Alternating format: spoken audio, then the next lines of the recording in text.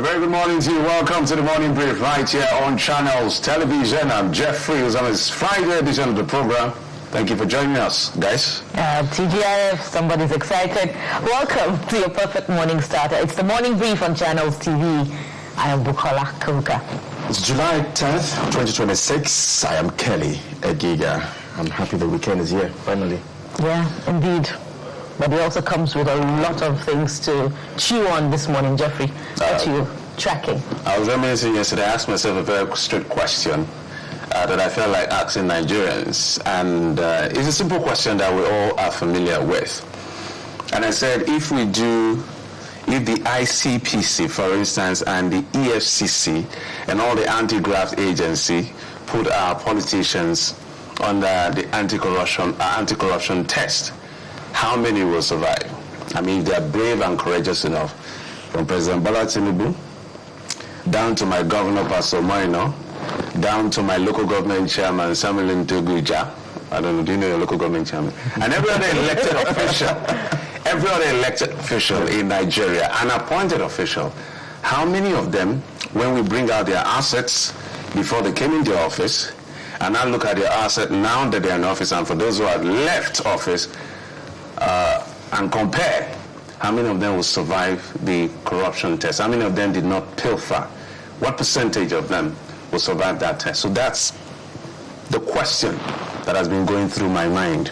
So it may not be anything on the headlines. I'm just saying, I'm dreaming of a Nigeria where we can begin to, as a people, take things a little bit more seriously, because things just happen and we just glide over it. Oh, it's even a question of the day. Yeah.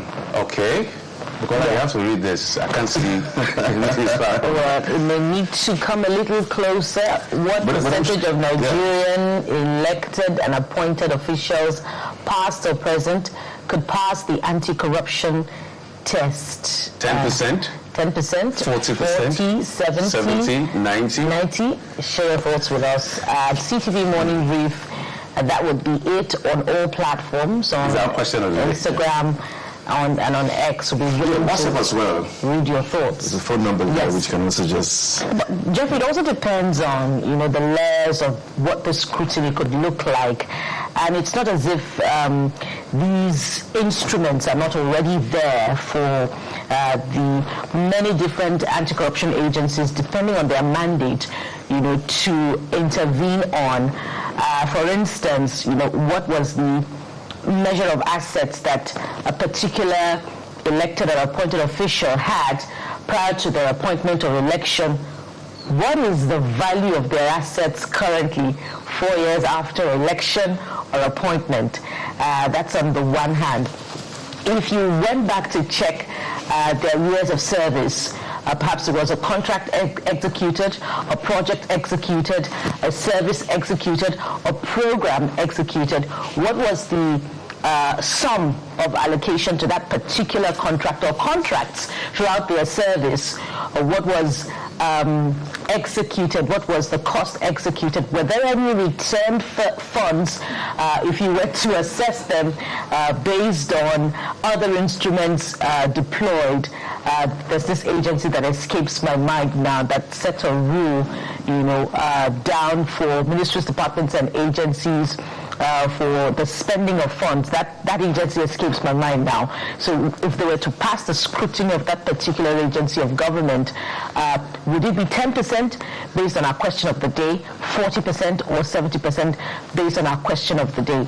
So, and we have perhaps a behemoth of elected and appointed officials since the start of our democracy in this particular republic. So what measure would pass these tests? What percentage? What percentage? Percentage. Well, I think I know that percentage. It's an assumption. I'm very sure that a large chunk of our politicians will do really well. I'm very sure about that. I'm just kidding. Look, but I think what we're dealing with here is really very severe this morning, and it's a big question, because whether in office or out of office, before office, it looks like corruption runs everywhere in this country, whether in the north, in the south, in the east, in the west. and it paints a picture about our image as a people.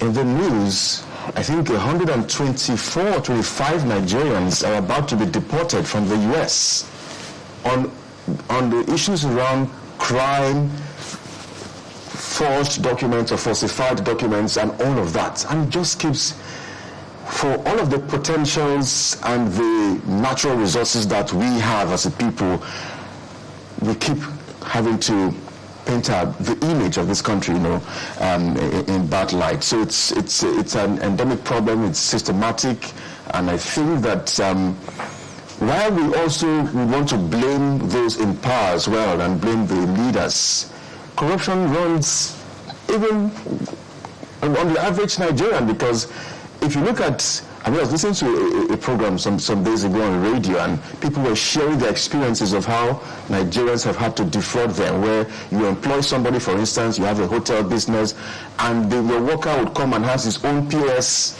machine, and instead of collecting monies, for the organization, people will siphon it to their own POS machine and all of that. So I know that it's easier for us to put the blame on those who are in power and all of that, but I think we also have to take a cursory look at ourselves as a people in that market, in that street, in that neighborhood, in that office, in that business. I think we also have to take a big look, at just how we are representing our dear nation. Are you a patriot? Do you believe in Nigeria? Or you just keep pointing fingers and responsibilities at the government or those in government? So our question of the day is out there for you. Which is the question of the day? We came on and off. So let's see how we can get it started yet again. Just to get a perception of Nigerians on what they feel about issues that are being raised that are of public importance, because corruption is a major problem in Nigeria. People who had close to nothing, who had no history of anything, come into office and boom, they are millionaires and billionaires driving all kinds of vehicles, owning all kinds of property, ask them questions they can't really answer. That's why we have the answer. The ones that had the monies before they went into politics. The money becomes tripled, so it becomes geometrically increased. So that's why it's a big. It's not as if corruption doesn't happen everywhere, but our own is particularly interested because of the strength of our institutions are not as solid as it should be. So go and steal in China, you already know how it's going to end for you. Go and steal in Japan, you already know how it's going to end for you. Still in the United States, no matter who you are, no matter whose ox is God, institutions will come after you. So it's not as if corruption is not everywhere, but the institutions will catch you, and for some places, you will not live to tell the story. For others, you will spend the rest of your life in jail, depending on what their law says. But let's talk about politics, guys. Yes, on weekend, his usual media party had made some statement. One of those statements he made had to do with the fate of his own political party, the People's Democratic Party, where people will say he's a member of the PDP factually, but in spirit he's a member of the APC because he works for the APC government. But I think he was talking about the fact that given how depleted the PDP had been, it's going to take some time to rebuild. But the chance of winning the presidential poll is going to be difficult. Let's take a listen to him. Democracy is only if ADC or NDC participate in the election. If not, there's no democracy.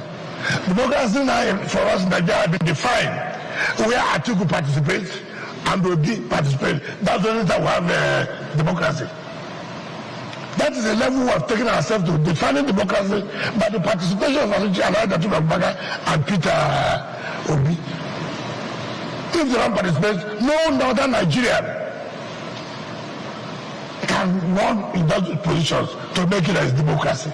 Democracy is only when Atiku Abubakar contests, only when Peter Obi contests. That's the only time we are talking about the democracy opposition.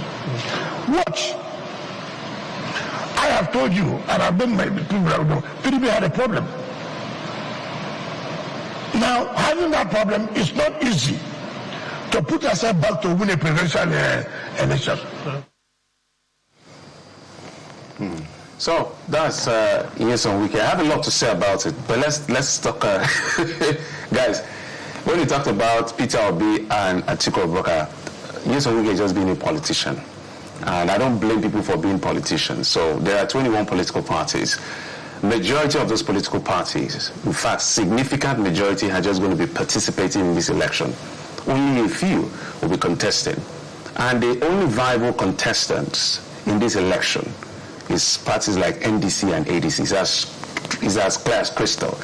It's just like saying, what he's saying now is just like saying Bukola Kelly, just like saying in 2025, in 2015, if the APC was embroiled in the kind of litigation other parties are embroiled in, and this selective argument about are they the only party, just imagine a 2015 without a Muhammadu Buhari on the ballots. Just imagine that. Just imagine a 2015 without Muhammadu Buhari, simply because we had 70-something parties. Is he the only one? So, I think you get my point. So I was just going to say that I like the fact that the FCT minister likes to talk, and when he talks, he spills. So he keeps revealing things. But he has stated the obvious, about the PDP, because I'm wondering, out of 36 states, I think we have just one. No, half actually. What is half? Half, well, yours to APM, that because APM PDP. APM PDP, yeah. He said the obvious for the PDP. It's sad to see, because that party for, I think, 16 years paraded itself as the biggest party in the continent, not just Nigeria. And, one had thought that maybe, they would at least put their house together and come back and stage a formidable opposition for the APC government, but they have sadly been unable to do that. So he said the obvious. Is only just interesting that he keeps saying he's a member of the party, the faction of that party, and then his heart is in another place. For us, it would have been good to see that some of these parties can come together and stage indeed a strong force, or a third force, so that we can put those in government, or the APC-led government, put them on their toes. Bukola. Well, it's a bit more than where both of you have stopped. It also bothers on leadership. This is the same political party for which Mr. Ines Enrique, the Minister of the FCT, claims to be the new self-styled or popularly acclaimed by one faction as the national leader of the PDP. So if he's the national leader of the PDP, and then he's coming to Nigerians to say that they cannot win the presidential election until they put their house in order and rebuild structures, then it casts a very, very long shadow on his leadership of that particular political party. If he's unable to unite that political party, if he's unable to stand and beat his chest and say that indeed the presidential candidate that has been presented by this particular party, I believe Senator Sandy Ono, can win that party as a true, faithful and loyal, not just member now, leader, frontline leader of that party, then Nigerians should take what he's saying with a pinch rather than a pack of salt, because it speaks to his own incapacity as a leader of that particular political party. But of course we know that he's playing politics because he also mocks the Turaki faction of playing 419 in different degrees, that he has collected monies from candidates, and where is the code for which they're going to upload their candidates on the INEC list as participants in this election. But we know how we got here in the first place, how both factions fought tooth and nail for the soul of that political party. And here we are without any clear direction about which contestants are standing for which faction of the political party. And we know that it's the same Minister of the FCT who is saying the PDP cannot win this presidential election, that has reportedly, in fact some would say clearly, fielded an APC candidate for the River State governorship election. And so where does he really stand, and why would he come and tell Nigerians that the presidential candidate of the PDP will find it difficult to win the election? Of course, Nigerians, will just turn over on the other side and listen to something else, because we know that he will be vigorously campaigning for the APC in this election. And it also speaks, again, as I always say, to our political culture, the values that now define our political culture, where some members of a particular party will be actively, unabashedly campaigning for another candidate of another political party whilst remaining in that party. And so we could go on and on about this particular debate. Gentlemen. You know, we already know the game that we play. Since we're not politicians, we're not interested in getting into the arena. The civil senator Sandy Ono lost as governorship candidate in 2023 in Cross River State. Running as presidential. I mean, we'll take a break. When we come back, we're going to tell you what exactly we're looking at on the front pages of the Daily. Stay with us.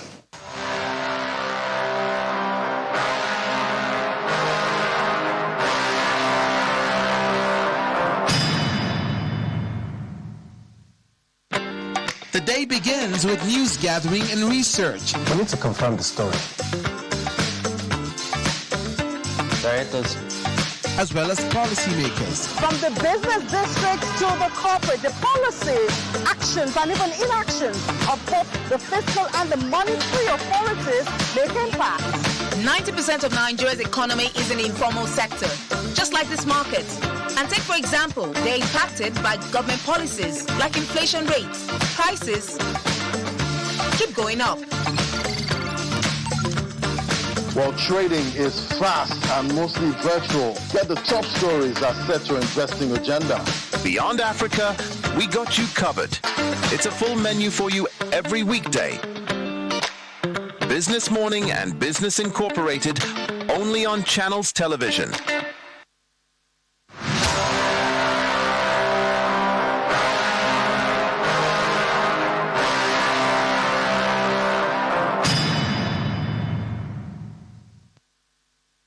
Let's bring in Mr. Dayo Akintobi. He's our guest analyst on the program today. He's a journalist joining us as always. Mr. Akintobi, good to see you.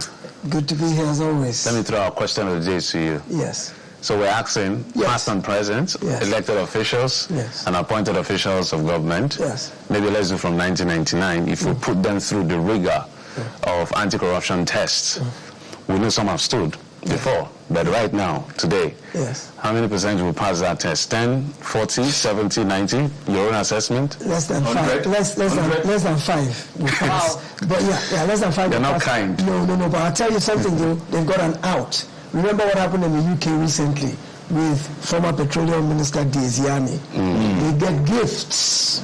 Did you make allowance for the fact that what they declare when they come into office versus what they possess when they leave office? They will claim that a good proportion of the increase came from gifts. And courts are ratifying that. Look at what happened in the UK.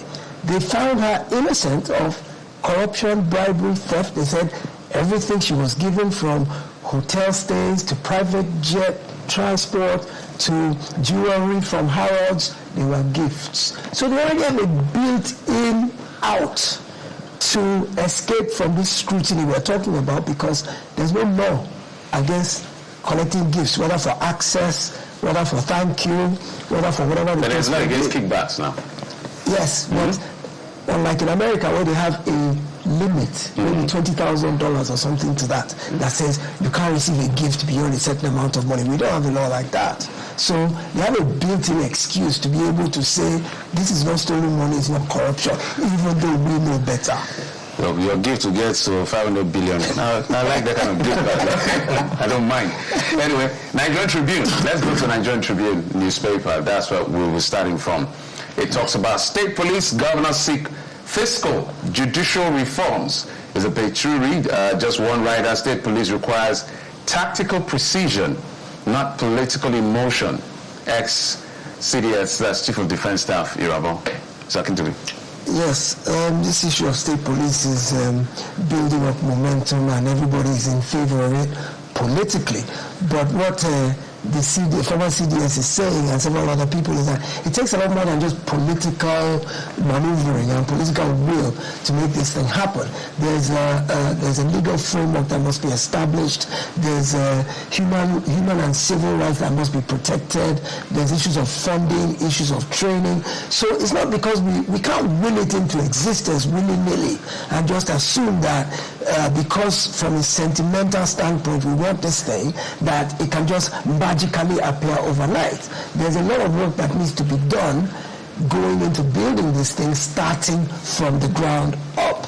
And we don't want to get caught up in the hype of the fact that we want to do this to where we just move headlong without putting in the right checks and balances to make sure that there are no abuses, to make sure, even beyond the fear about abuse. How about the issue of funding, the issue of efficiency, the issue of being properly trained, being properly equipped? These are all things we need to consider. Where is the money going to come from? Yes, the states have a lot more money at their disposal nowadays, but when even the federal police is bogged down with issues of funding to where our local police divisions have to scramble for money for fuel in their vehicles, for the ability to fuel generators in their local police stations. So if the federal police is not adequately funded enough to where some of the policemen are even having to buy their own uniforms, and this is the federal government that has the money, quote unquote, to be able to sustain a federal police all across the federation. Now, how does a state that is receiving a fraction of the money that the federal government has will be able to fund such an exercise? I take Lagos State as an example. During former Governor Fashola's time, he set up something called the Security Trust Fund, where he appealed to the major Fortune 500 companies in the state, the banks, the multinationals, that security is in all of our interest, and all of us should participate in playing a role in securing lives and property within the state. And he was able to get these entities to donate money to a fund, and that fund supported the federal police. That was why you could see the presence of the RRS, which was then headed by the current IGP, Mr. Disu. You could see their presence in Lagos. They were ubiquitous. They had vehicles, they had armored personnel carriers, their uniforms were spot on, always starched and ironed. They had the latest weaponry, and essentially crime in Lagos went down quite significantly due to this private-public partnership. And those are kind of things that the states need to explore. But you ask yourself that there are some states that don't have well-to-do businesses. There are some states that are agrarian in nature. Some of those are civil service states that just all employment is based on the civil service. So where will those ones get Fortune 500 companies to come and invest in their trust funds? They will totally depend on either their FACO allocation or internally generated revenue.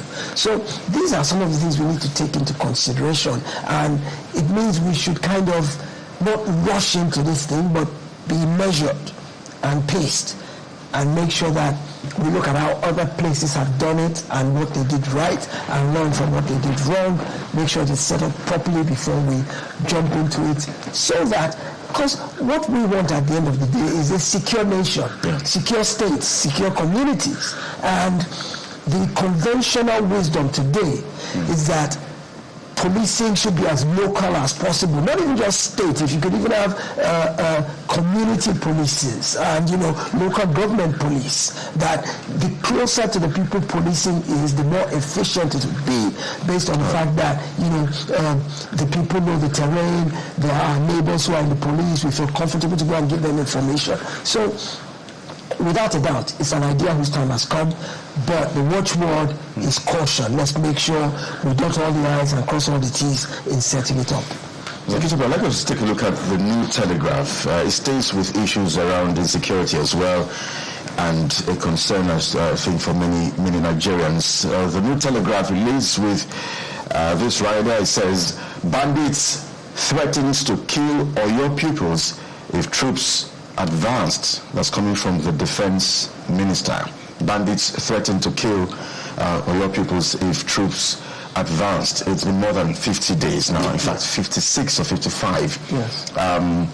The other day we saw a video of the army doing a rescue simulation in Port Harcourt when they were marking their 163rd anniversary, doing a rescue simulation. And I thought, so if you're trained for this, how come the situation has presented itself now? Go and rescue these people. It's been really very difficult. So I don't know what your assessment is. How are you reading this? For the very reason that headline is giving in the New Telegraph is the very challenge that our military is facing.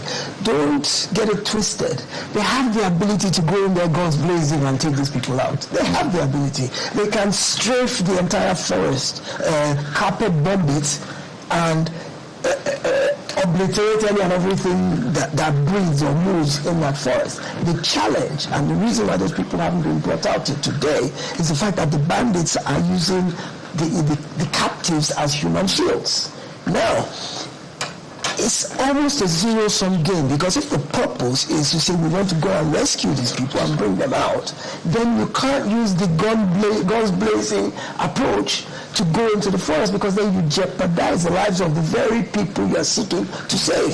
So what we need to ask ourselves, and it's a very difficult, tough question, and I don't envy those who have to make that decision, is that because if you look at the terrorist demands, for example, they want some of their commanders released in exchange for releasing some of their commanders that were arrested, captured, and are undergoing trial. They want them released in exchange for the Orire captives, and the government has said, no, we're not doing that. So we have a very hard question to ask ourselves.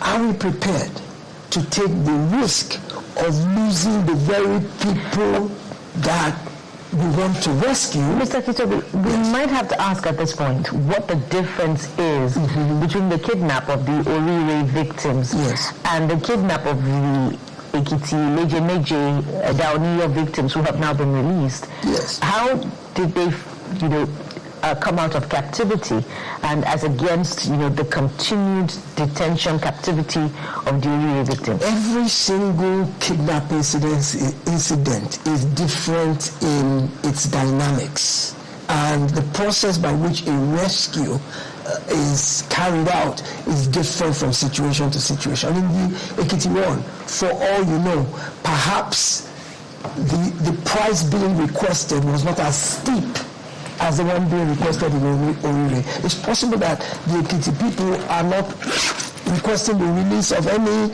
major threat to the Nigerian. The bandits that held those ones are, small level bandits. Maybe small fry bandits, maybe the individual commercial carpetbaggers who are in it for the profit versus the ideology. We don't know. For national security reasons, some information is shielded from the public, rightly so. But my view, and I think from all the intelligence I've read from security analysts and even security architecture personnel, is simply that the reason Orire is taking time is because they want a win-win situation where they get the victims out safely. That's the number one priority. So there was no intervention from the state or the federal government in the release of the Dauniya victims. It's quite possible. It could have been their families paid the ransom. Absolutely, without government intervention whatsoever. Where I said, it's likely to be just that was a commercial enterprise versus Orire that has tied it into ideology in terms of, their commanders should be released. So it's not a very easy situation for the military, because they're probably doing all of the underground work they can do to see how do they get in, rescue those people without harming any of them. Because now all of a sudden it's a national issue. It weighs on the conscience of all of us on a daily basis, even though it's kind of moved off the headlines lately, but it's still an open sore, an open wound on the conscience of the Nigerian body politic. And so, it can't be resolved with guns blazing, because then we defeat the very purpose that we're trying to protect. So there's got to be some way that the Nigerian military architecture is looking to see, how can we do this? We don't want to release the commanders. At the same time, we don't want to lose the abductees. So this is a classic case of being caught between a rock and a hard place, because none of the options is palatable. And it's quite sad. Again, our hearts are with family members, and especially the children. and their parents and teachers still in captivity. But let's exit the subject of security now and head to The Guardian that does the usual expose on another matter entirely, but just as important, especially as it has to do with the subject of corruption and its relationship with real estate. Listen to this. Luxury ghost towns, how slush funds change fortunes, realities of real estate business. The big story will be found on pages 4 and 5.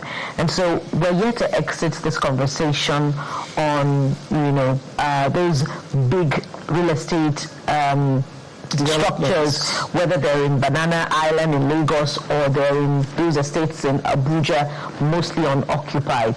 So it'll be interesting to read the details of the story to find out which direction The Guardian is taking it to, but I'm sure that you have some interesting thoughts on it, Mr. Kito. Without a doubt, for a very long time, you drive around some areas of Lagos, Abuja, Port Harcourt, and you look at some of the glittering skyscrapers, and you wonder, who are those who can afford to live in these places? And if you happen to drive by them at night, you notice that most of the lights are off.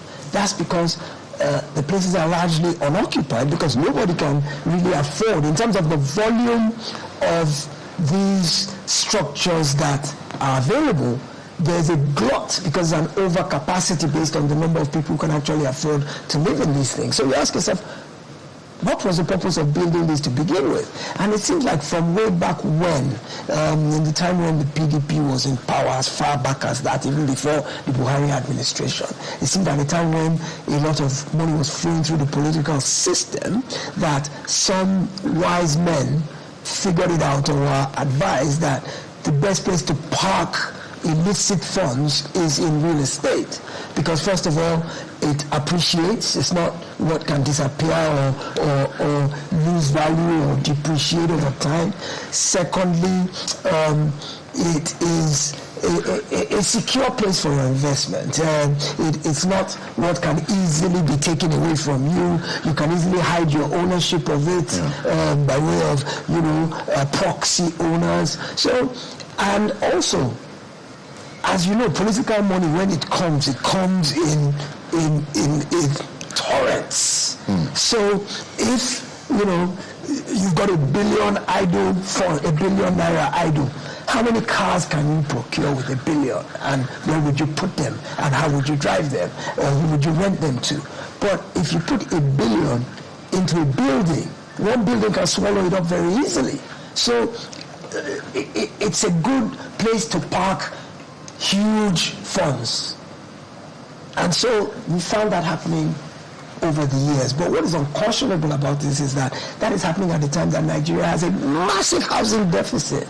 I think it's 14 to 15 million individual housing units are required at this point in time to be able to make up for the deficit. So we've got the unfortunate situation now where people are having to spend the night in their cars or sleep in their offices because they can't afford to rent a flat. And I'm not talking about people living at the poverty line. I'm talking about middle-class people who now can't afford housing. And then on the other hand, we have all this expensive housing that nobody can afford to rent or to purchase.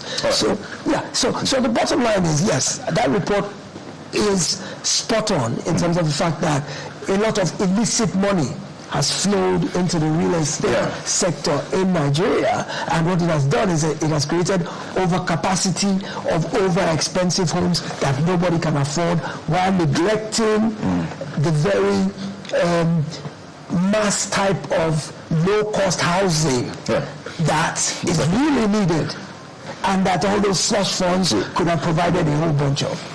Well, we have to leave it here. I've done some reports around those who live under the bridge, those who are homeless, shelterless in this same Lagos and Nigeria. Absolutely. And it's a big, big concern. But most thank you indeed, as always, for your time on the program. Dayo Akintobi is a public affairs analyst and journalist. Thank you indeed for stopping by our studios this morning. My pleasure always. Good morning, Nigeria. Well, this is the morning brief. It's the TGIF edition of the show, July 10, 2026. We'll take a moment now. When we come back, we'll turn our attention to Nigeria's health sector. We'll discuss something really essential because someone says that Nigeria does not face a shortage of health institutions, but it rather faces how to manage these institutions. We'll tell you all about it in just a moment. Please stay with us.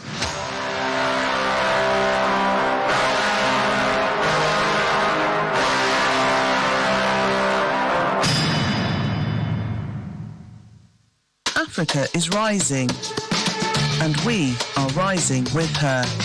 Every day there's a new story, a new challenge, a new discovery, and a new victory. For 30 minutes, Monday through Friday, we bring these to you from Abuja to Accra and from Nairobi to Addis. Network Africa connects the dots, giving you a full picture and bringing the continent closer to you. Network Africa, weekdays at 4:30 p.m. only on Channels Television. Our website, channelstv.com, has more information on our top stories and others. Subscribe and watch Channels Television's live stream on YouTube and other social media platforms using your mobile device browser. Or download the Channels TV app for Android and iOS devices from their respective stores. You can also watch us via your smart TV platforms on Apple TV, Android TV, Fire TV, and Roku. Channels Television, ubiquitous.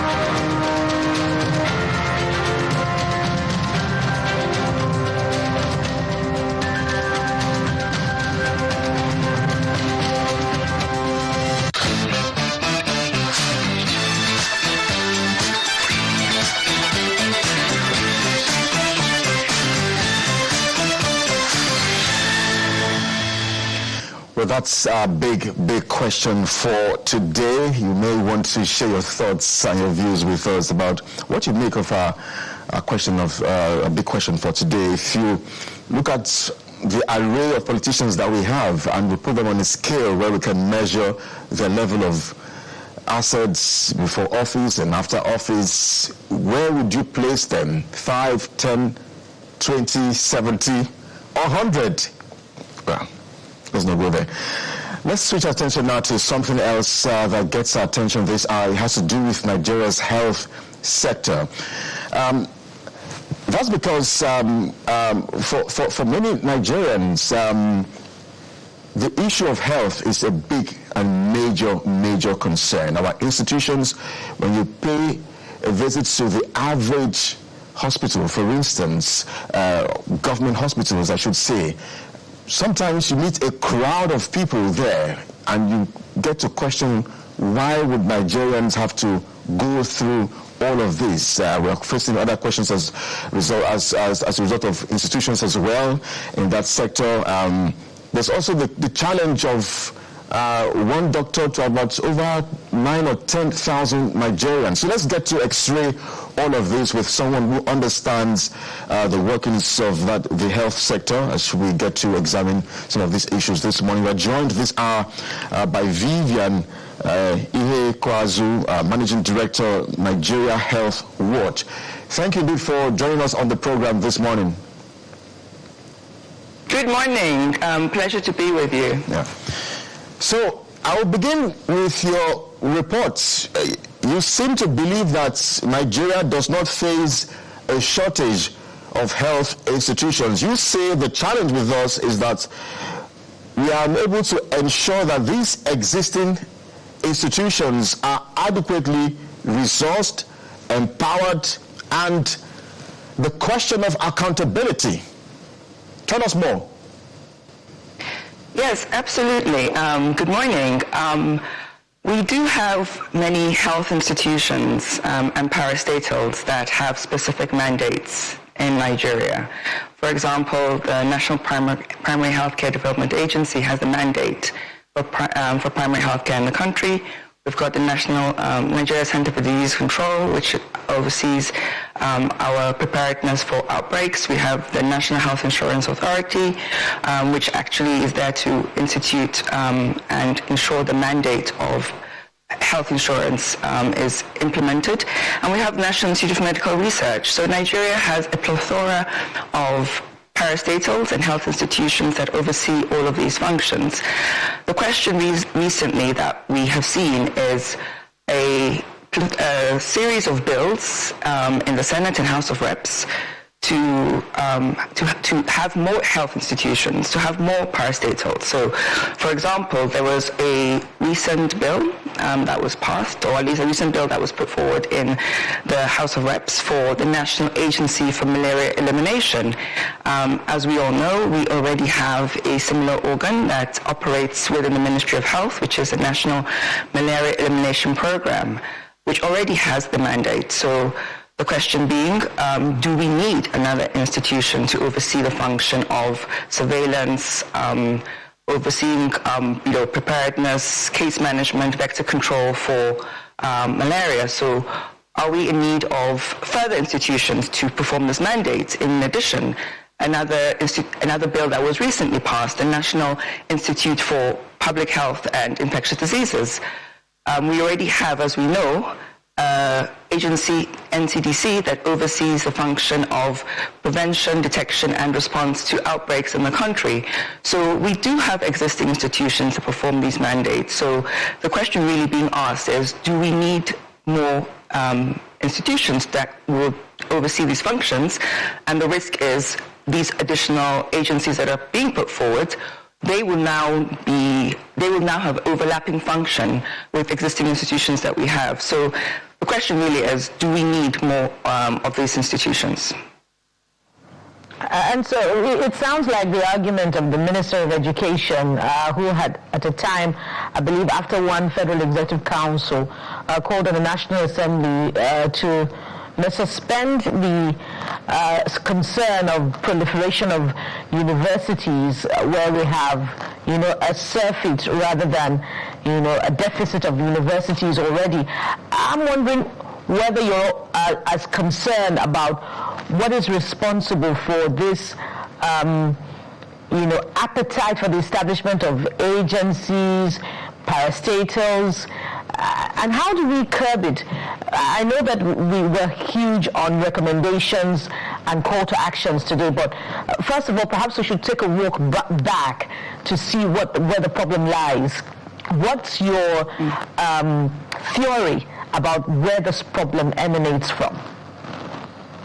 Okay, as many of us are familiar with, the 2012 Orasanya report that was commissioned by President Goodluck Jonathan was a very important landmark report that really looked at public health institutions across the whole country.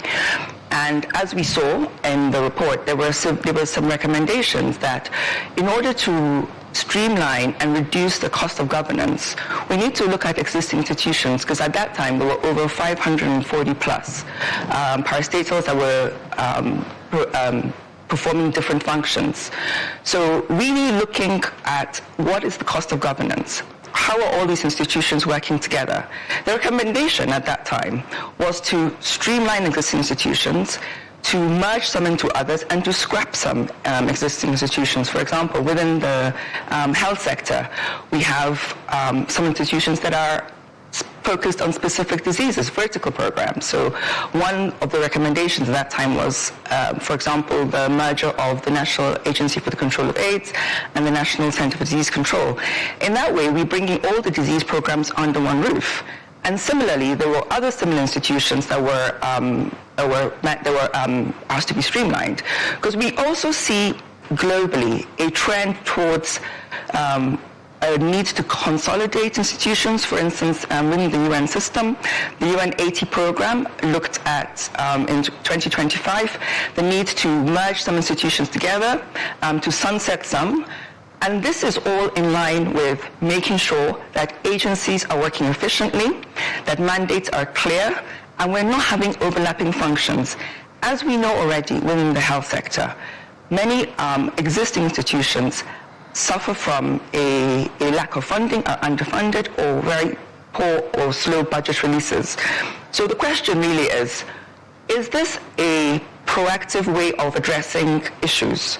And is there a reason why we are seeing these bills being passed for more parastatals to be implemented and instituted in the country?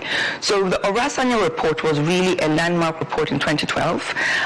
President Buhari reviewed it and looked at whether it was to be implemented, and the current administration has pushed for the findings for the Obasanjo report to be implemented. So really, this is where we are. So in view of that, these new bills, the question is there a gap that has been seen that existing institutions are not filling? With the current, with the new institutions, improve outcomes? And really, is this in line with public health reforms, as we saw in the Obasanjo report? So really, when we are asking for more institutions, we need to really go back to what problem are we effectively trying to solve? It's an interesting perspective you brought, and I'm sure the people that are creating these institutions will have maybe ready answers or not. So let's expand it with you. They say if it's not broken, why fix it? In your view and in your own analytics, for instance, so I don't know how many institutions are there, parastatals are there, to be very fair, in the Ministry of Health. So maybe you can help us with that data. What should be done going forward? Because if this looks like duplicity, if this looks like overlapping responsibility, if there are subunits within established agencies of government that are carrying out these responsibilities, and now they are pulling out those subunits within these agencies, or call it departments or whatever it is called, to now as a standalone institution or agency. First, we're talking about costs, like you mentioned, that's now coming. So, playing the devil's advocate, do you think the idea is to strengthen it by giving it focus, or this is just interplay of politics and what is going on in terms of the Ministry of Health? I think, we need to go back to where we are as a country. As it is within the health sector, we saw in 2025 almost a ground shift in Nigeria, but also across the region, when USAID, that historically has funded many of our vertical disease programs, really shut down. And we have seen what effect that has had. It has been, of course, a challenge in many implementation of many health interventions, but it's also an opportunity for us as a country and for us as a region across Africa to make sure that we are all responsible for funding our own health sector. So what we ultimately need to make sure we do is we have existing institutions who have mandates to deliver particular functions. For example, I mentioned the new bill for the National Institute of Public Health and Infectious Diseases. That's proposed to be established in Zaria. What is the expected function of this institution? Because, for example, the Nigeria Center for Disease Control already has the mandate to implement what we call the international health regulations. And this is a binding agreement across countries on how you prepare, how you respond, and how you report infectious diseases. So, for example, we now see the Ebola outbreak in DRC. So the National Center for Disease Control has the mandate to oversee, if there was an outbreak in Nigeria. So if we now have a parallel institution, that will ultimately cause confusion between who has the responsibility for implementing the international health regulations, and it will slow down the response. So what do we need more than anything? We need to strengthen our current institutions. For example, we need to make sure that primary health care, which is really the foundation of healthcare delivery, needs to be effectively strengthened. The National Agency for Malaria Elimination they're trying to establish, this will have an overlapping mandate with the National Malaria Elimination Program. As many of us know, Nigeria has one of the highest burdens of malaria in the country. About 1 in 4 cases of malaria globally is in Nigeria. And NMEP has the mandate currently to make sure that we are strengthening surveillance or strengthening vector control, which is how are we making sure that we have effective mosquito control across the states? How do we make sure that surveillance is strengthened? So if anything, funding should be targeted at these existing institutions to strengthen their ability to respond to these very basic health issues we face. And underlying all of this is primary health care. If we're able to put more funding into primary health care, then every Nigerian will have the opportunity to get better quality care close to where they are. Because additional institutions are not the answer. But that's not to say that we do not need any. Because in assessing the health sector, we need to ask ourselves a couple of questions which I mentioned. Is there an existing gap that needs to be filled? Is it that we're looking to improve outcomes? And if we were, why not strengthen existing? And also, how are we looking at how this will align with public health reforms? When we talk about a gap, incidentally, yesterday, there was a bill to establish the National Healthcare Facility Regulatory Agency.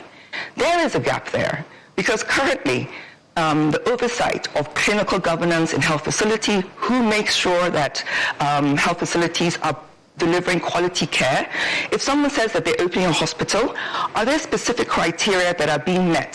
Who has the oversight to make sure that those health facilities are delivering quality care? So when we talk about new institutions, they can say that there is a gap because we do not have that oversight effectively implemented across the country. So it really requires all of us to look at what we currently have. Do we need more institutions, or do we need to strengthen and make sure that existing institutions are adequately funded? Well, so I like the fact that you've mentioned our primary health care, and it's, for me, I mean, when you mentioned that and the issues at that level, I was really a bit concerned because I'm familiar with that setting. My mother is a retired matron, so I grew up in that environment. In rural areas, for instance, people at the villages, Nigerians at the villages, they prefer to go to what we call chemists than to go to the health centers. Over the years, that is gradually changing, but to a large extent as well, it looks like for those in the urban areas, they prefer to visit private hospitals rather than going to government hospitals. So I'm wondering in my mind if perhaps you and your team are making efforts to engage with the government, because you're not a politician, but for those in government, even though I know the Minister of Health is perhaps, some will say, a square peg in a square what now in a square hole, but sometimes when they get there, politics also interface with perhaps the profession. So are there efforts to engage with the ministry, the health sector, the Minister of Health, to put some of your concerns? I mean, you mentioned the OCR report as well, which started since the Goodluck Jonathan to Buhari and then to this current administration. Yes, I mean, when I mentioned the commissioning of the Rastanya report, that was in 2012 by Goodluck Jonathan, and then Buhari now reviewed it, and then the current administration has sought to actually implement it, although to date we haven't had that streamlining of parastatals. But to your point, Kelly, about primary health care, the current administration, under the leadership of Professor Muhammad Ali Patey, has, to their credit, put in place a sector-wide approach and also specific agenda items to deliver on improving health outcomes in Nigeria. A good example is the focused determination, as we've seen, which I'm not sure we have seen as much of in previous administrations, is really a desire to, for instance, improve maternal health outcomes, to strengthen immunization, because in Nigeria we have a lot of children who have never received a single vaccine. When we term these zero-dose children. So there is a desire to strengthen primary health care, but you make the assumption that it's only in urban settings that people are not using public health facilities. We know that there is a big gap, especially in the more rural areas, but also in urban areas. Primary health care, as I mentioned, as you alluded to too, is really the foundation of delivering any health service. So, for example, if a mother has a child with a fever, she suspects he has malaria, or the child, for instance, has diarrhea, the first place that mother or parent should go to is your local primary healthcare facility. But historically, we've seen that for many Nigerians, there is there's a desire, or people prefer to, maybe go to the chemist or to self-medicate. And many of the reasons are funding. We know over 60% of people access healthcare in private healthcare facilities, and over 70% of people fund their healthcare needs out of pocket. So when you're sick, you go and pay for healthcare. But we know that currently, health insurance is actually mandatory for everybody. The implementation of that has there's been a big push within the National Health Insurance Authority to ensure that many Nigerians actually have access to health insurance. Currently, only about 10-11% of Nigerians actually have health insurance.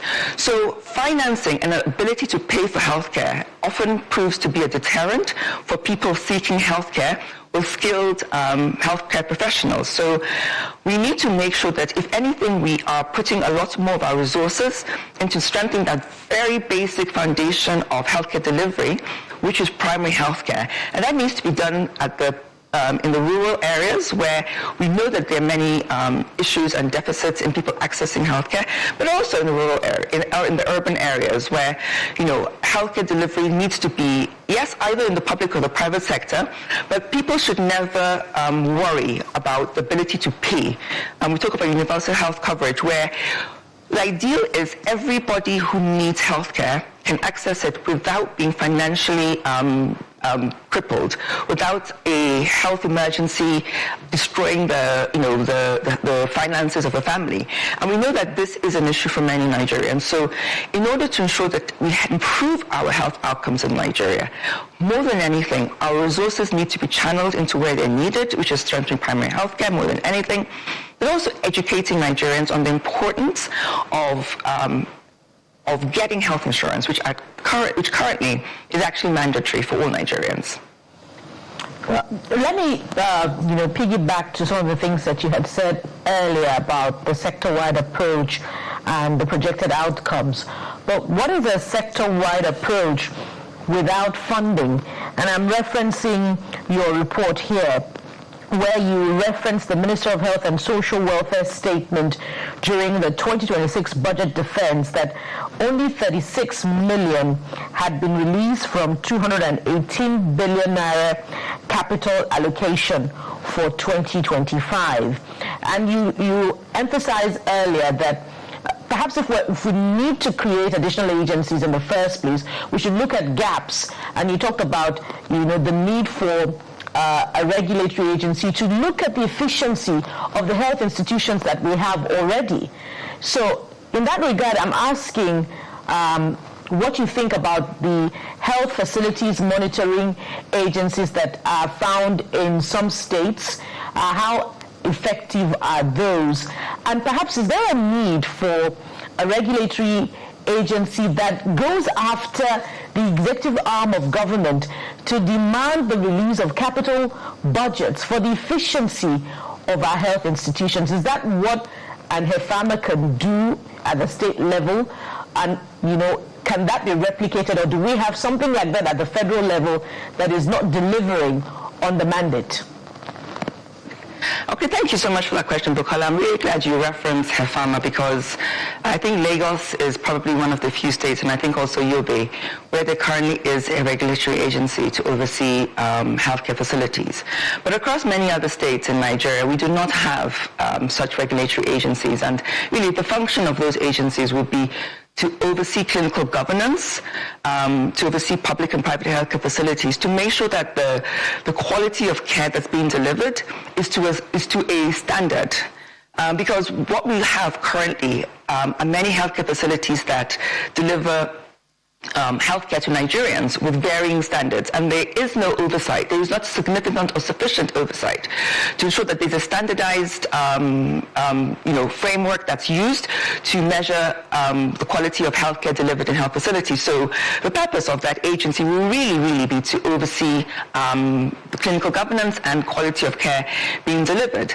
You mentioned also the sector-wide approach, which, as we have seen with the current administration, is really a push to make sure that there is a unified budget, there's a unified reporting system, and a unified discussion around health.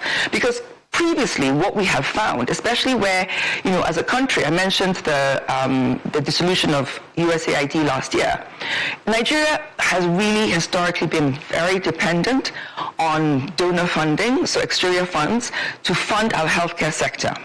And typically, in the past, many funders would come with their own specific mandates or specific objectives, which is not really unified around a singular objective that the government of Nigeria, the Ministry of Health, is trying to deliver. So what the sector-wide approach is ultimately pushing to do is making sure that all those budgets are pooled into one envelope, into one bucket, so that there is a unified approach to delivering on the objectives and the mandates of the current Ministry of Health.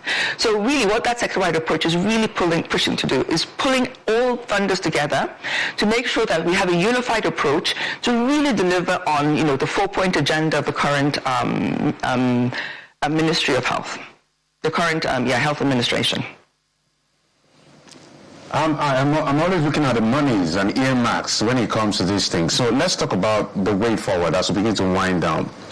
If you were to sit with Professor Lipate and all of those who legislate via the National Assembly and tell them, I know you've made some of those comments in passing whilst we're asking you questions. What agencies would you want them to scrap as soon as yesterday? What would you want them to discontinue in terms of a proposal on their table in terms of another set of agencies? So let me leave it at those two. Okay, it's a very good question, because the landmark Orasanya report, I think, has done that audit. Then I think there were over 540 plus parastatals. By now, I'm sure there are a lot more. The exact number I don't know exactly, but if we were to have any more agencies, they're critical questions, as I mentioned, that we need to address. Is there an existing gap that needs to be filled? The current outcomes of the existing agencies, is it that there's a problem with implementation? If it is, then we need to strengthen it? And really going back to public health reforms, as outlined in the Orasanya report, what are the current agencies that we have? The ones that have been recommended for streamlining, sunsetting, whatever, how is that currently been implemented? Because it was a very detailed report and detailed audit. So if anything, we don't need to reinvent the wheel. We just need to really go back and look at what were the recommendations of that report, what needs to be done going forward. But more than anything, our current institutions, our current health agencies, are they able to perform their mandate in an effective way? Do they have the necessary staff workforce? Do they have the necessary budgetary allocation that's released on time? Because there's one thing about allocating a budget.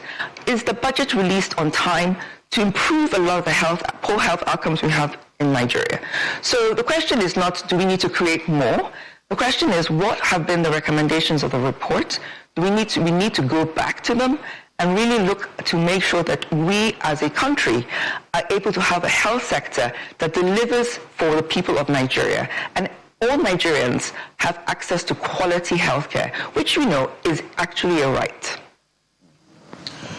Well, I think we have to leave it here. It's been an interesting conversation with you, and we hope that the government is listening and they will indeed implement that particular report. Since it was started somewhere when Goodluck Jonathan was president to Buhari, and now to the current administration, which is already about 3 years in office. But we'll just keep spotlighting these burning issues in the health sector. Well done to you and your team, and thank you indeed for stopping by our studios. Vivian Ihekwazo is the Managing Director, Nigeria Health Watch. Thank you indeed for your insights on the program this morning. Thank you very much, Kelly, and to your team. Thank you. Yeah. We're from health to politics. Bukola. Indeed, and we're unsurprisingly zeroing in on PDP politics this morning. And Mr. Anthony Hilebo, a legal practitioner and PDP member, joins us virtually on the program. Mr. Hilebo, good morning and welcome to the Morning Brief. Good morning and thank you for having me. And good morning, Nigeria. Let's begin with what is topical, especially in the last 24 hours. And many talking points really would typically come through from the Minister of the FCC's regular media chat, and he had quite a lot to say.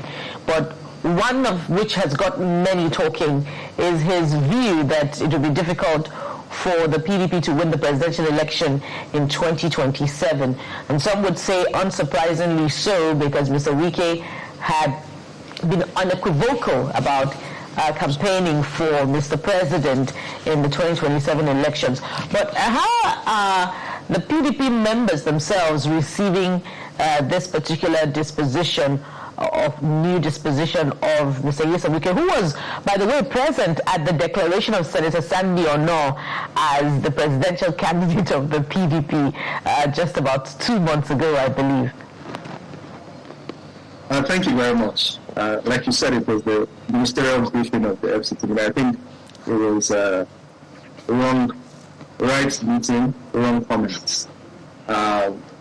At a ministerial briefing of the FCT minister, I would expect that he will be telling me the infrastructural development he has brought to the FCT, dispelling concerns FCT residents have about lack of water, the roads around the surrounding neighborhoods of the FCT. The only roads that are good in the FCT are the city center. If you go to Libo, they have terrible roads. If you go to Nyanya and Maraba, all the ancillary cities have very terrible roads, despite the fact that the FCT itself has so much money having been taken off with TSA. That's that for that. And his comments towards the lack of preparedness of the PDP to challenge the president, for me, is more of a report card. He's probably trying to tell the president that, look, I've done the work that I promised you I would do. PDP will be unable to challenge you in 2027. The fact that we keep doubting that Sandy Ono is their presidential candidate. Sandy Ono that could not win governorship election is the person that they want to bring to challenge. And it's surprising to me that Nyesom Wike, who was given almost all the major opportunities to become minister, the backing to become governor of Rivers State by President Goodluck Jonathan, does not see it fit to go and support someone who gave him so much. It's really telling on what will happen tomorrow when people support people. It's sad. And he also knows that this government has failed. I was raising a comment that, look, since 2023, nobody can tell me one hospital President Bola Tinubu has started and finished in the entire country since 2023. One hospital. And this is in terms of healthcare. Not talk of one university. And I said that to someone, and they started telling me about the innovations that they have done. I said, no. Every president comes in with legacy projects. The only legacy project that President Bola Tinubu is the one that famous, which is Lagos Coastal Highway, which was given to a company which is said to be someone that his son has interest in. For me, that doesn't reflect a president that is concerned about the country. This is a Nyesom Wike who said that the APC was a cancer. So why are you now supporting a cancer? Because you have your own personal interest at stake, because you are a minister in this government. For me, it takes a cake. And it's sad that since 2016, we have been on this matter with the minister. In 2016, I went on air and I told him, this your choice of Alimadu Sharif will come to disaster. On the day of the convention, I was in Port Harcourt. We had taken Alimadu Sharif to the secretariat as I was getting there. And that same day, he found out that Alimadu Sharif was ready to betray him and had told almost 5 other governors that he was going to make them vice president when he becomes presidential candidate. That was the day so we saw the truth in what we were trying to tell him. And he will see it again very soon. We are not a prophet, but these things are just things that are in history, and you will see that they will happen in that sequence. So for me, if you betray people or you do not support people who have made you, history will come back for you. So they say no permanent friends, no permanent enemies. The escape route that the politics of Nigeria works through. Let me ask you another question he raised there. He raised the question of the Tanimu Turaki group of the PDP. In fact, he accused the media of being responsible for calling it a faction in that sense, that we describe disagreement as faction, and challenged the Turaki group to say, okay, as INEC giving you codes now to upload your candidate, alleging that he collected money and now he's stuck. When you hear such things, help us backtrack to what we're dealing with now? Because as it stands, INEC has opened their doors to them. They're seen as the legitimate leadership of the PDP. It's not today that we know that INEC is compromised. We've seen the INEC, Professor Josh Amukuta, who was on the legal representation of President Tinubu in 2023. Professor Josh Amukuta had a Twitter account that was supporting President Tinubu. So whatever you see coming out of INEC is not a surprise. There are many instances and reports of people who cannot register so many untoward things INEC has done. I am from Edo State. Till today, we have petitions at the ICPC of Yeson Wike's cousin in Edo State, who I am aware of INEC officials who refused to go to the Resident Electoral Commission's office to submit their results. Instead, they went to go and submit it at the collation center because they knew he would manipulate it. We have him signed. We have a proof that was sent to South Africa to verify the signature of the result sheets, and it was clear that there were duplicate result sheets produced by INEC. We have petition, or rather, a non-governmental agency has petitioned ICPC, petitioned EFCC on this particular matter. So when it comes to INEC and what they are doing, I'm not surprised. Although I cannot say wholly that everybody in INEC is compromised, but there are compromised people in INEC. I'm not bold to say it. If you have followed the court judgment, just a very recent judgment of the appeal court held that the 608 NWC meeting, which suspended Kamaldeen Ajibade, SAN, suspended Senator Ayahu, by the way, is an expelled member of the PDP. The current secretary he's been expelled by the PDP because at the 608 NWC meeting, which the last appeal court said, and even made the clarification that the Supreme Court, while dismissing the 15th and 16th convention, did not in any way shoot down that the end of the 608 NWC meeting still stand. And at that meeting, Ayahu's expulsion, while also with the suspension, because you know there are two separate things that happened. He was suspended alongside 3 others. But the disciplinary committee's report, that's headed by Chief Tom Ikimi, was considered at that NWC meeting, and it upheld the report which said Ayahu stands expelled. But it put a caveat and said, pending the outcome of the case, because Ayahu had gone to court. And on the 12th of January 2026, the judge refused to grant Ayahu and upheld the decision of this migrant, which meant Ayahu is now, as we stand, an expelled member of PDP. So there's no way he can be secretary of PDP. No way. There's no way. I've written to the IG. The IG came out in a comment and said that it's not all petitions that are not criminal. It was a criminal offense for Ayahu, who had written a letter on the 17th of November 2024, yes, to INEC, then Mahmoud Yakubu, chairman, forwarding a judgment by no other person than Justice Peter Lifu, who at the time was acting in their favor, to give a judgment saying nobody from INEC should receive a letter that was not signed by Ambassador Ilya Damagu. And also, nobody should remove Damagu until the 9th of December 2025. Meanwhile, Ayahu now wrote another letter on the 3rd of November 2025 to INEC, introducing Abdurrahman, who is now the so-called chairman that they have. So how does INEC know Abdurrahman? Through the letter that was written on the 3rd of November. But let me tell you this. At the appeal court, Justice Oyenwon ruled, because Ajibade, who was in the class of that suspension, because 4 of them were suspended, Ajibade, Kamaldeen, Bature, and Osoa, held that Ajibade could not have, because Ajibade attempted to go to the appeal court to file proceedings to allow JB Daoud represent PDP. And he said, no, you cannot even come here because you have been suspended. And pending that suspension, you cannot take any action that is legal. And I do not see anywhere where that suspension was rescinded. This was in the first appeal court judgment that went to the Supreme Court. They appealed that judgment. The Supreme Court judgment that nullified the 15th and 16th November Convention had 2 prongs. One of the prongs was to annul that convention, and the second prong was to uphold the judgment of the appeal court with regards to Ajibade and the others that were suspended. Now, remember there was a pendency in Ibadan of an appeal court. So that appeal court came after the Supreme Court, and that appeal court reiterated. In fact, the judge said, let me repeat verbatim, because he was the one that gave that Justice Ayawan, same person that gave that judgment in the first case. And he was now the lead judge in the second appeal court. And he said, listen, let me repeat verbatim. Ajibade remains suspended. I do not see anywhere where that suspension was there. And I do not even see where he was re-elected. This is a pronouncement of the appeal court. And it has not been appealed to today. So I don't understand why someone who is a life bencher, who understands the outcome of court judgments, is misleading and misleading. Because he's the FCT minister, he has power to control the police. He can get judgments. He can... Actually, the judgment that was given, the one that I'm relying on now, that Damagu could not be, was given by Honorable Justice Pitalifu, then trying to favor the wicked side, thinking that Damagu will remain with them.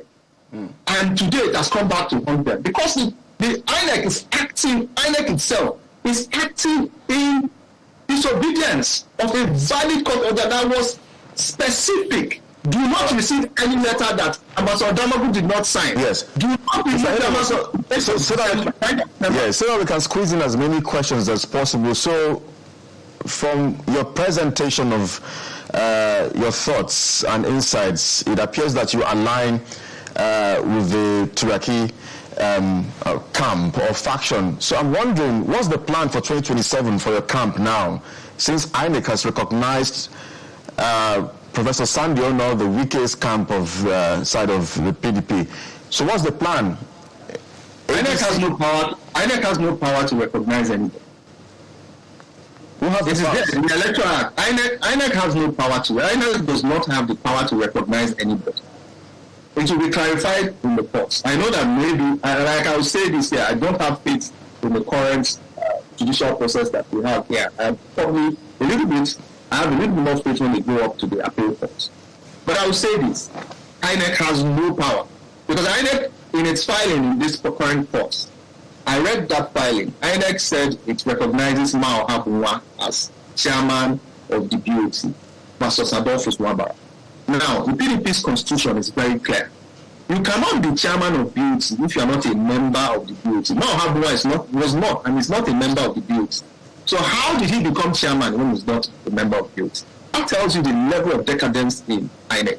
INEC had a letter that was written and sent by Ambassador Damagu and Sotoji, who was then acting secretary, which said that Ayahu, Bature, and Osoha on the 4th of November were suspended members. Why did it act on the letter sent to it by Senator Ayahu, knowing that Senator Ayahu, and as it stands, the court validated the statement.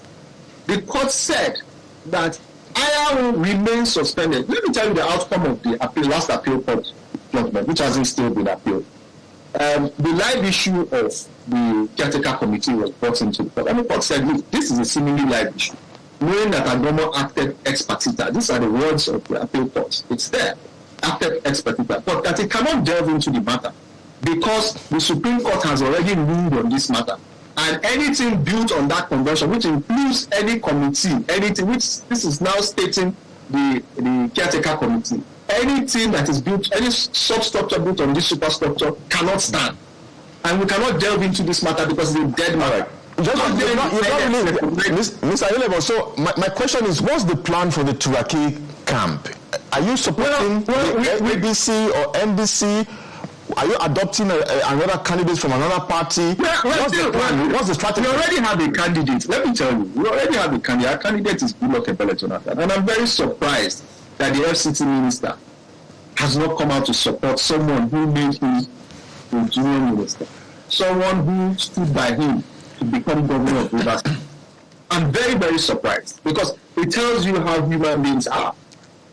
I will not, and I will say this boldly, if the FCT minister has ever supported me in my life, I will not come out today and speak against him.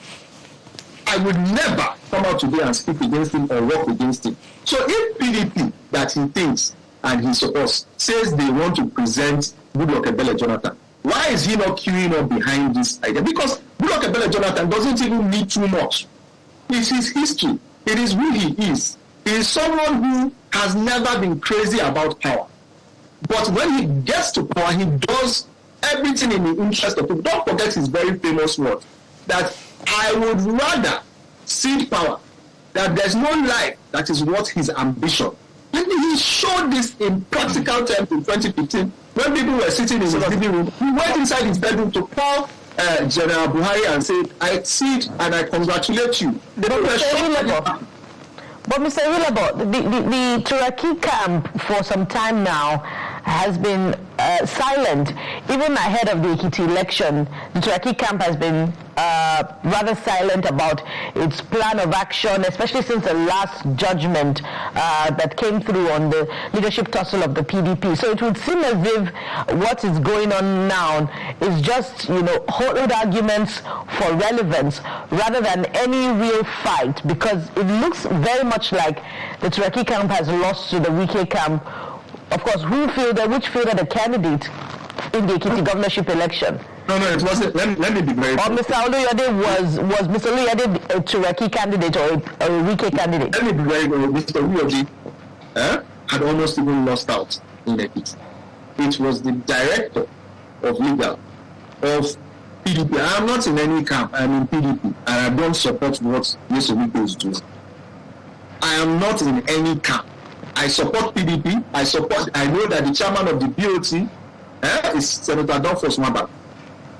I know that the NEC, the two-thirds majority, called for a NEC meeting after the Supreme Court and said and gave the Interim National Working Committee headed by Turaki powers to run the party after the Supreme Court's judgment.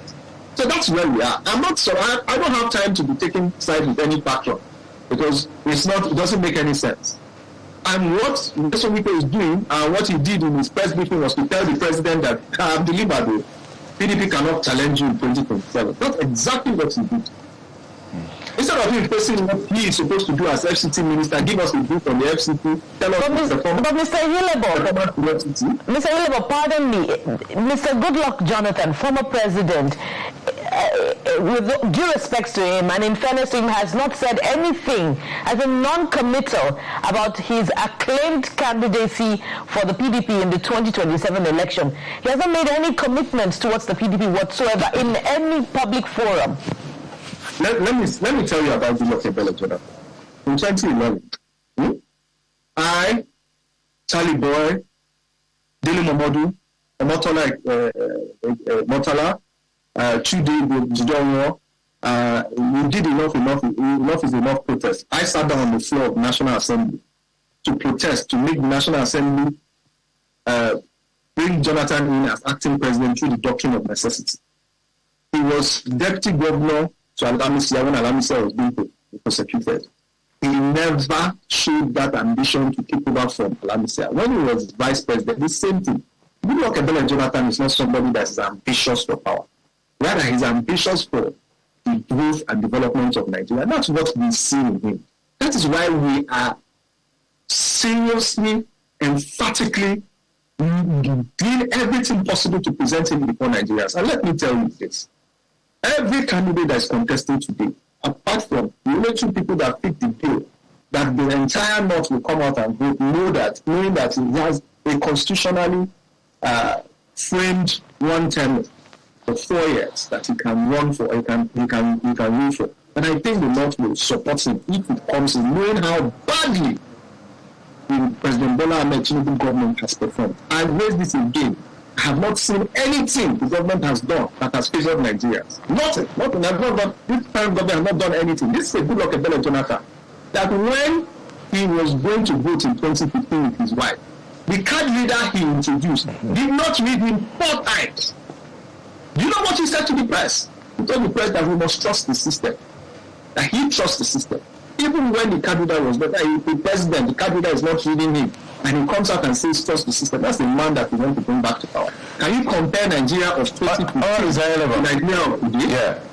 So, well, former President Goodluck Jonathan has not said anything. That is a fact. He has not said anything against it either. Yes. I think this is the second time he's giving that I will consult. So I don't know how long this will keep consulting. So we're waiting. Because he doesn't want to come into muddied waters. That's what they are doing. They are muddying waters. A lot of people are saying they are dissuading him. Look, you've had your record. Let it rest. But I don't want to go there. The point is that the Turaki group has said, come be the candidate of the party. He has said, he has not said anything, at least directly, that we are aware of. So let's talk about other things while we stay with the PDP. I listened to, I stand to be correct, that should be Professor Dinkali if I'm correct. I think I saw an interview online when he was saying that there is a plan by President Bola Tinubu to have a third term. In fact, he said there will be a third term. Now, his premise is simple. He said President Bola Tinubu, if he wins the re-election, is going to be there till 2031. And then the nuances from persons like Kwame Bamidele, who is talking about sponsoring the legislation, they say in 2020, in the 11th Assembly, where we're going to have a single term, 6-year single term of the presidency. And then the fears of whether or not the president, as he is now, if he wins re-election, will be eligible to contest that election or not. And he referenced the case of President Goodluck Jonathan, former President Goodluck Jonathan, the eligibility issue that the court has cited him. Do you believe, by any stretch of imagination, as somebody in the opposition, that there is a plan by President Bola Tinubu to have a third term? Some are even saying he wants to be like president. Let me even go beyond that. My professor, Tinubu Dinkali, is someone I respect. I'll go beyond it. Tinubu is not looking for third term. Tinubu is looking for life presidents. And you know, this is the warning that we keep passing on, especially to my leader. This week is still remains someone I respect. This is the plan of Tinubu. And the same way we told you about Alimo Bushiri, the same way we have warned severally about even all the chairmen you have brought into PDP, it's the same way I'm going to sound this one. President Bola Ahmed Tinubu is not looking to be a two-term president, he's looking to be a life president.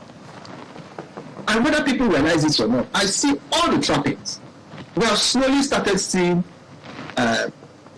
trappings of the police state. A journalist, Zainab, is still being held by the DSS. Where is former Governor El Rufai? Is constantly being left in prison. Every day is being arrested. We are only joking because very soon we will see what the manifestations of all these things. We are in a very precarious position. And if Nigerians know what is good for them, they will do everything possible to remove this cankerworm that we have as a government, because it has not favored any Nigerian I know, except those that are within the clique of people, those that can form presidential agencies and get allocated budgets. Those are the ones that are benefiting from this government. I have not benefited from this government in terms of healthcare. I have not benefited from this government in terms of the road infrastructure. I have not benefited from this government. Listen, this government removed subsidy.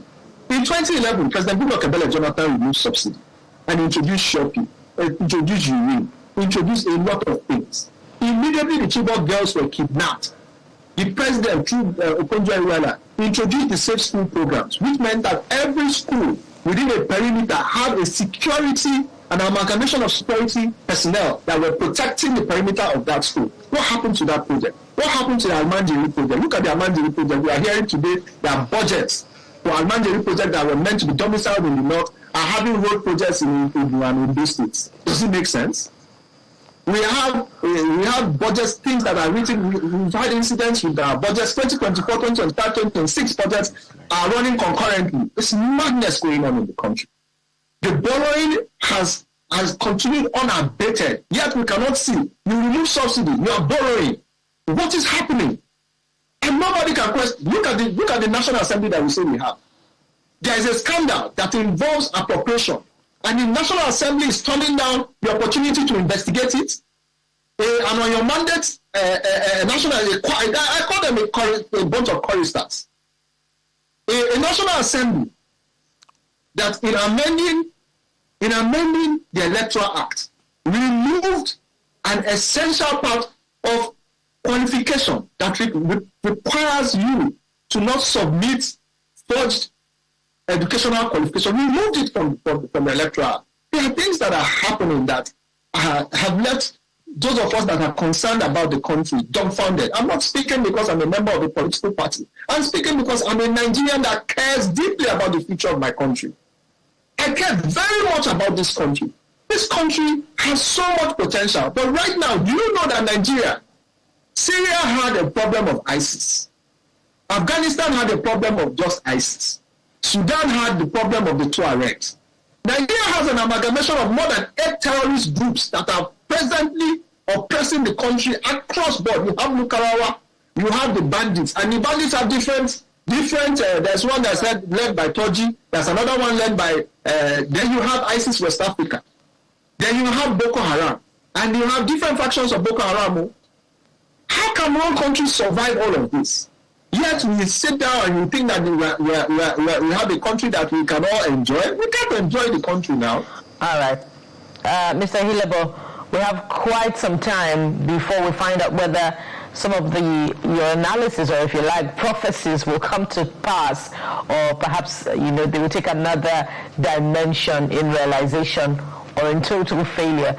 But we must thank you very much for your insights on the program. Mr. Anthony Hilebo is a legal practitioner and PDP chieftain. Thank you for coming on the program. Thank you very much for having me. We're not quite done with politics yet, but this time we've been looking at politics through the lens of gender inclusion. The Special Seats for Women bill gets our attention today. There's an update on it. Stay with us. We'll be right back.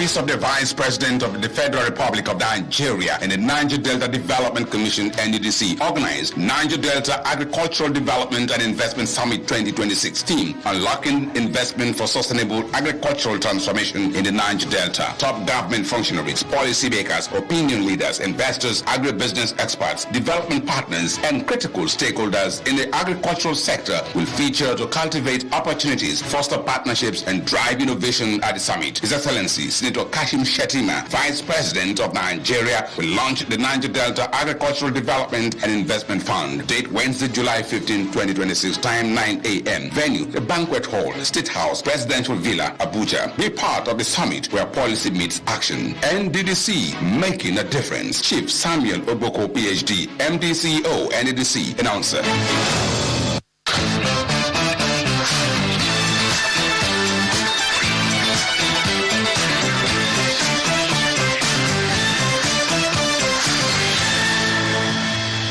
Question of the day, we'll take a few of them, then we'll get to our next guest about women representation. There's been an advocacy legislation proposal as to how to get women on the table, but it's been quite difficult.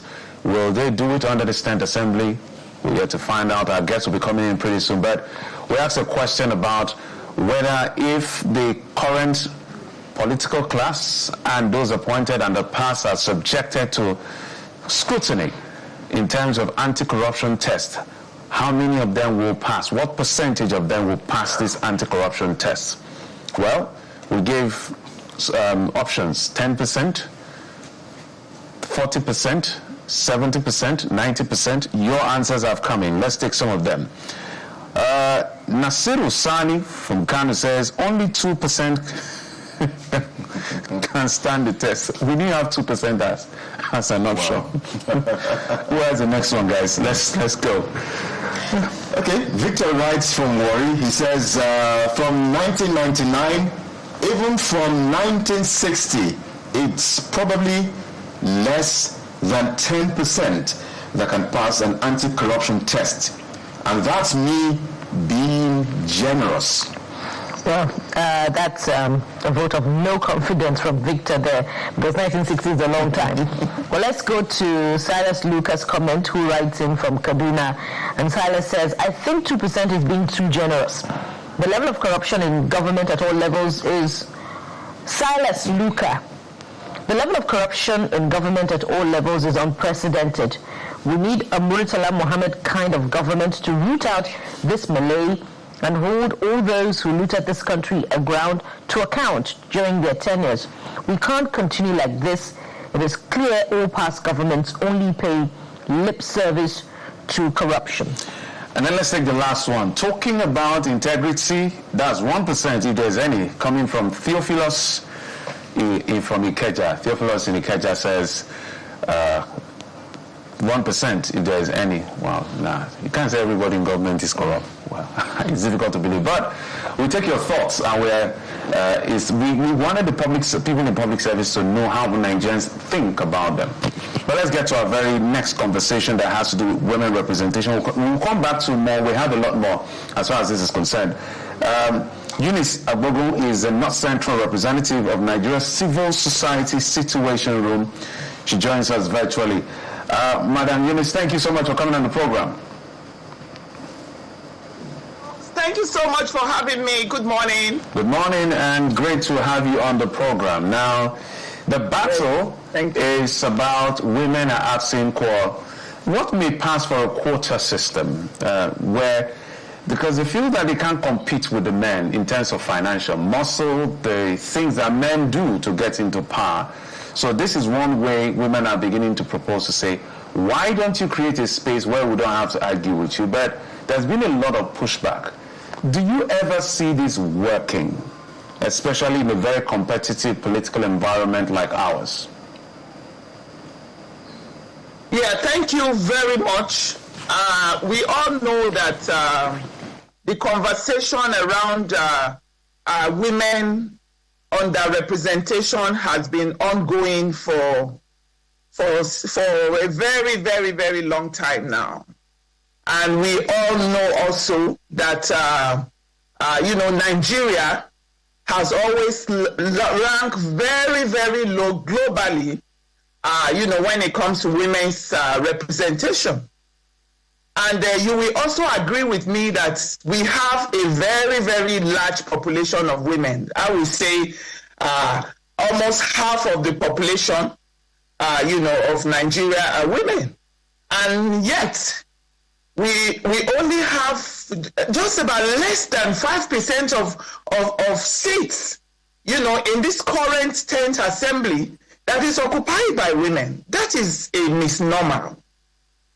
That's a misnomer. And so this actually has pushed us, the women, and not just the women, but I will also say also the he for she's men also have joined us in this, in this push or in this fight to see that we change the narrative in Nigeria. Nigeria cannot be left behind because we have other African countries, who are not even as much as we are, who have actually gone ahead of this. And so this brings us to, the conversation to address this special seats bill, which we know that, it's a constitutional alteration bill that seeks to remedy this imbalance that we have been talking about, this very chronic underrepresentation, of women in Nigeria. And what this conversation is all about is about, creating additional special seats, to be contested and filled exclusively by women, in the National and State House of Assembly. And we believe that once that is done, that will help us to be able to, bridge the gap that has been existing in centuries now that have made women to be behind. And so the conversation around the special bill has been an ongoing one, but it's interesting now that it has taken a new dimension. There's a new momentum to it now because it has gained more attention, and we are happy that a lot more stakeholders have now, shown interest and are also paying attention. So that brings us now to the current proposal, which is the electoral college model now. That's what we are. That's the new conversation now around addressing this issue of underrepresentation of women on these special seats. bill. And that's where I'm headed, because some would have thought that, with the electoral amendment that scaled through, that the window on the passage of the Special Seats for Women bill had since closed. But we've seen, an executive bill on state policing also come through. And so with this introduction of the Electoral College model, I believe there are other new proposed changes to the Senate, to the Special Seats for Women bill. I'd like you to talk to us about the implications for these changes to the Special Seats for Women bill. What does it mean for women representation, especially from 2027? Okay, thank you very much. What has changed currently is still the same conversation around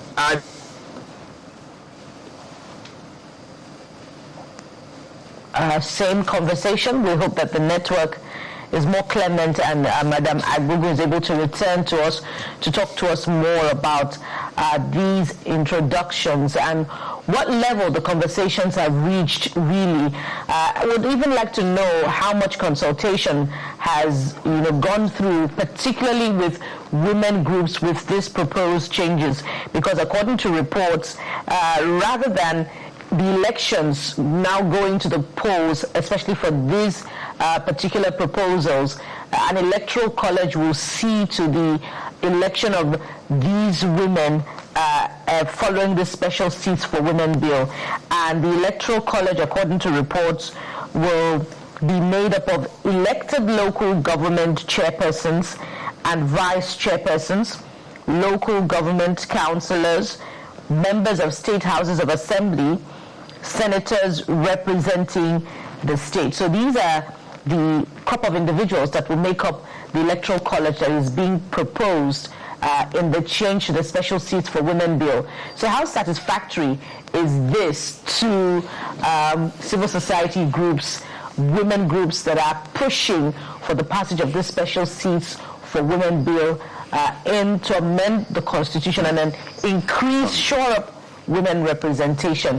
What if these couple of individuals are made up of members of the ruling party and there are, different women representations, women politicians from different political parties who feel that their interests may not be advanced successfully? And so what happens? I believe Madam Agbogu is back with us. Please go ahead. I wonder if you got my latest introduction to your line of thought. Yes, well, thank you very much. Sorry, I got disconnected. Yes, you were asking me around what has changed. So the conversation is still the same around the need for special seats for women. But what has changed now is that the special bill, was originally designed around direct election for additional women-only seats. But the current proposal is introducing an electoral college model to this conversation. And under this proposal, under this model, women will be elected into additional seats by defined electoral colleges rather than by direct voting in general. So what this means is that this entire shift from the original model now to the electoral college model is that it will help to improve political visibility of the reform that we are talking about. And it will also help to create a pathway for passage ahead of the 2027 election. And it will also help to retain the goal of increasing our women's representation that has been the issue over the years. And it will also help to respond to our concerns around costs, around logistics and the acceptance generally. Yeah. So this model, we believe that is strategic, is timely, and I also believe that this model will take us to where we are going. What this additional seats now is also proposing is that there will be 12 Senate additional special seats elected on a zonal basis. To round off our conversation with you very quickly, but I mean, to put this into current context, which the graphics we have here has captured. Currently at the Senate, we have only 4 women out of 109. At the House of Reps, we have 17 out of 360. At the state assemblies, we have 54 out of 990 seats. 36 states, 14 states do not have women at all at their state houses of assemblies. It indeed paints a picture of just how women are underrepresented in this part of the world. Absolutely. So I totally agree with you, and how I'm just wondering how this model is going to work. But for those women who have represented you and other women in Nigeria, what level of impact would you say they have made so far? Okay, yes, I'm glad that you have correctly, mentioned the current statistics that we have, and that really paints a very gory picture of the underrepresentation of women. And that is why with this new model that we are proposing now under the Electoral College model, that will help us now to have additional seats. And the truth of the matter is that where we have less women, issues around women cannot be well presented. So the current women that are there are not enough to even give women a voice. And that is why Nigerian women, and not just Nigerian women now, because we have more stakeholders that have joined this fight. We have more men now that have come on board, and we regard them as the he for she's, that are also pushing for this reform. So this new model now, by the grace of God, once we're able to pull through, it will help us to have additional seats. For Senate now, we will be able to have 12 Senate additional special seats elected on a zonal basis. And then for the House of Representatives, we're going to have 37 additional special seats elected on a state and FCT also. And then we will have additional 108 State of Assembly, additional special seat elected at state level. So that will go a long way to help us solve the very chronic underrepresentation challenge that we have been facing in Nigeria for over so many years now. I think that is going to be the solution that will help us. And we believe very strongly that we have our key stakeholders. I believe that even the president, his wife, and the current 10th Assembly are now also ready and prepared to support Nigerian women, because it is not just about one person. It's about all of us. It's about all the women. If I may come in, we're totally out of time, but I think your points are well noted. I've then studied, look at it, because we'll continue to mainstream it. This is more like, rather than the regular, you use an electoral college model using political parties, if we understand this. And we hope that this can scale through so that we have better representation of women on the table as far as Nigeria is concerned. Thank you very much. We are very positive. Yes. We are very positive that this is going to scale through. All right. Madam Eunice Agbogo is the North Central representative of Nigerian civil society situation room, joining us virtually. Madam, we'll continue to engage. Thank you for coming on the program. Thank you so much for having me. Absolutely. Thank you. So, guys, we have some brilliant people with us in the studio. Yes, we have Akota Chika Serena, who joins us, and her colleague. You're welcome. Help us with your name. My name is Adekimi Tolulope. Adekimi Israel Adekimi Tolulope. You're welcome. And you have both emerged as best in the world in the IGCSE English at the Cambridge International Examination, marking the second consecutive global triumph in this category. Ladies first, naturally. So I'd like to start with you, Chika. How does this feel? It feels really, really amazing. When my teacher first told me that I was able to achieve this, I didn't even believe it at first. Then I saw my results. I felt so amazing. Like, everyone was so happy for me. My friends, my mom, my dad, like everybody in my family. So I'm really, really grateful for this. Adekine? Okay, so I'd like to start by giving thanks to God. I'm really grateful to God for allowing the effort that I put into this to reap such huge success. I remember the day I checked my results, I was very excited, surprised. And I felt really humbled. I remember my parents were really happy. And immediately after that, I remember going right up to my room. I knelt down there, I prayed, I gave God thanks. Wow, you must be a man of God. Maybe a man from God. But walk us through the backstory. How did you guys, in terms of your preparations, I mean, what was it like for you, Chika? Well, first of all, my school played a really big role. Since year 11, they started prepping us for this exam. Actually, since year 10, but year 11 prep became really more vigorous. And then by year 12, when the exam was nearby already, my mom, she put me in the hostel so that I could focus better and I could read better. So that played a really big role because this time I was away from my phone and all other distractions. So it was just me and my books. The comfort of being at home was gone. So I knew that I didn't come here to play. I came here to focus.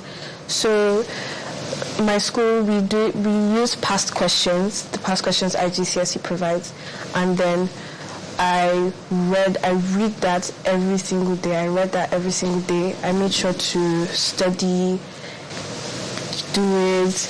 Anywhere I'm stuck, the hostel provides internet. So you could go online to YouTube, anywhere to watch through videos.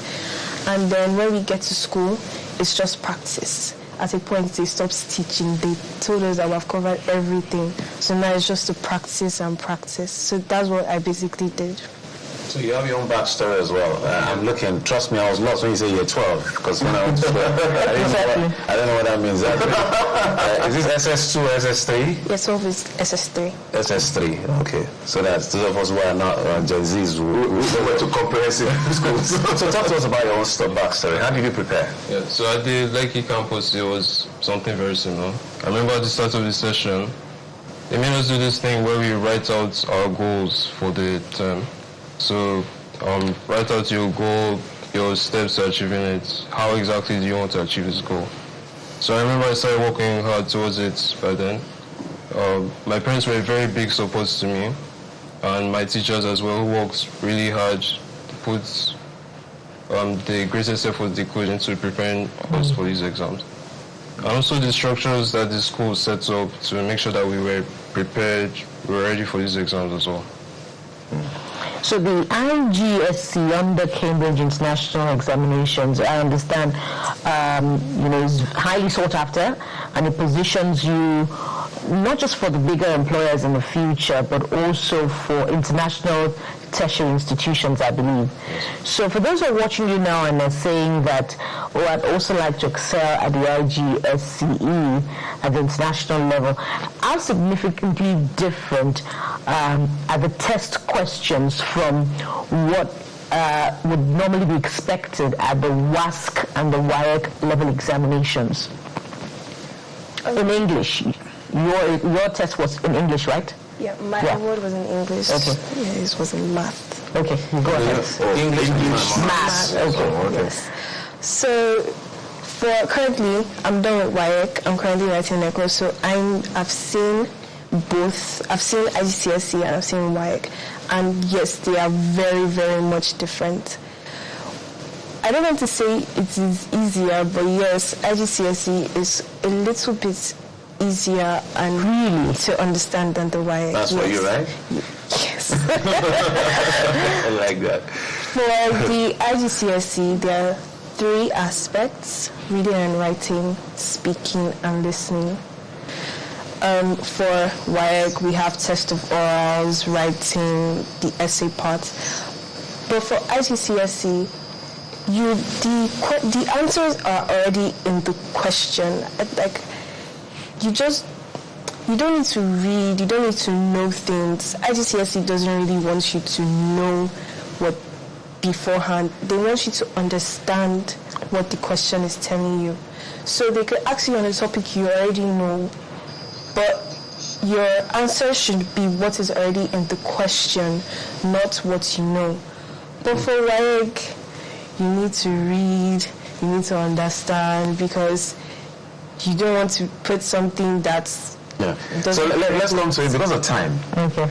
But that's interesting, by the way. So for mathematics, I also say that IGCSE mathematics is somewhat easier, or for me, I guess. Interesting. So, tell us why.